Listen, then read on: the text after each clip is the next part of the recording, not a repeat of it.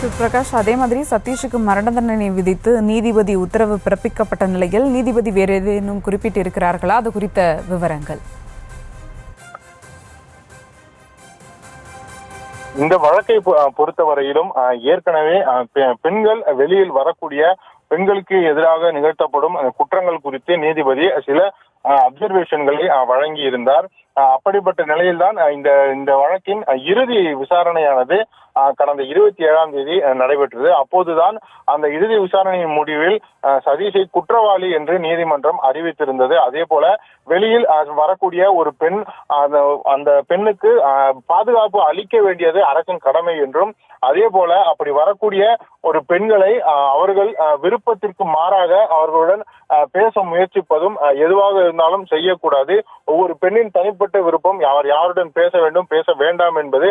அப்படி இருக்கக்கூடிய ஒரு சூழ்நிலையில் தன்னுடன் பேசவில்லை என்ற காரணத்திற்காக ரயிலில் தள்ளி ஒரு கொலை செய்வது என்பது ஒரு பெருங்குற்றம். அதை எந்த விதத்திலும் அதை ஏற்க முடியாத ஒரு விஷயம் என்று நீதிபதிகள் கூறியிருந்தனர். அப்படிப்பட்ட நிலையில்தான் இந்த ஒரு கடுமையான தண்டனையாக, வழக்கமாக இது போன்ற வழக்குகளில் ஆயுள் தண்டனை அளிப்பது ஒரு வழக்கமான விஷயம். ஆனால் இந்த வழக்கில் அந்த நபருக்கு கண்டிப்பாக மரண தண்டனை அளிக்க வேண்டும் என்று சட்டத்தின் வாயிலாக கேட்கப்பட்டிருந்தது. அதன் அடிப்படையில் தான் தற்போது அவருக்கு தூக்கு தண்டனையானது வழங்கப்பட்டிருக்கின்றது.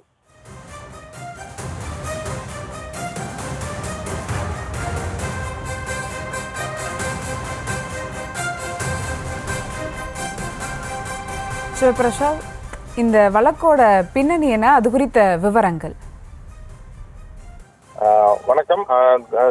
நான் சொன்னது போலவே கடந்த 2022ஆம் வருடம் தான் இந்த சம்பவம் நடைபெற்றது. அக்டோபர் மாதத்தில்.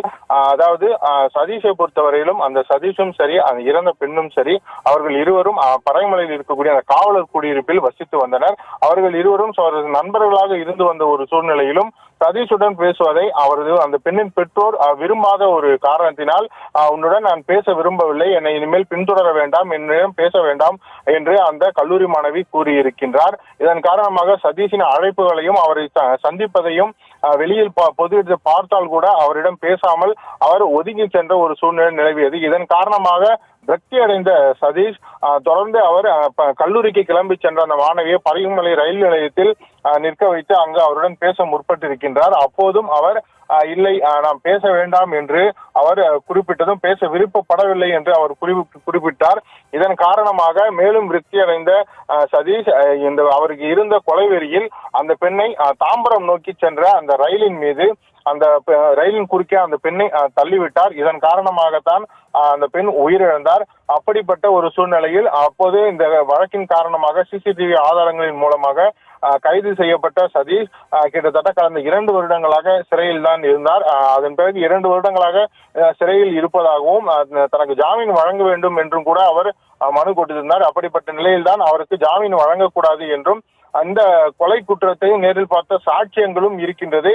எனவே இந்த வழக்கினை தொடர்ந்து விரைந்து முடித்து தர வேண்டும் என்றும் அவரது பெற்றோர், அந்த கல்லூரி மாணவியின் பெற்றோர் தரப்பில் கூறப்பட்டது. அதன் அடிப்படையில் தான் இதை பார்த்து கிட்டத்தட்ட 70 சாட்சியங்களுக்கும் மேலாக இந்த வழக்கில் விசாரிக்கப்பட்டனர். அவர்கள் பலவிதமான ஆதாரங்கள், அதாவது உன்னுடன் பேச விரும்பவில்லை என்று அந்த பெண் கூறிய தகவல்கள் உட்பட பல தகவல்கள் அந்த நீதிமன்றத்தில் சமர்ப்பிக்கப்பட்டது. இப்படி அங்கு பதிவு செய்யப்பட்ட ஆதாரங்களின் அடிப்படையிலும் சதீஷின் குற்றம் கிட்டத்தட்ட கையும் களவுமாக சிசிடிவி காட்சி மூலம் அது பதிவாகி இருப்பதன் காரணமாகவும் சதீஷை உடனடியாக இந்த வழக்கின் விசாரணையை முடித்து வைத்த நீதிபதிகள் கடந்த 27ஆம் தேதி சதீஷை குற்றவாளி என்று அறிவித்திருந்தனர்.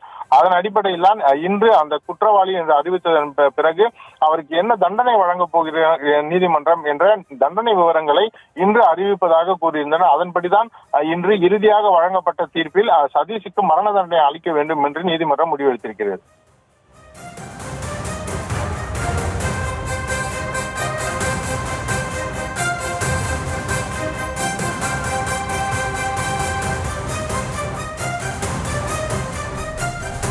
கூடுதல் விவரங்களுக்கு நன்றி சிவபிரகாஷ்.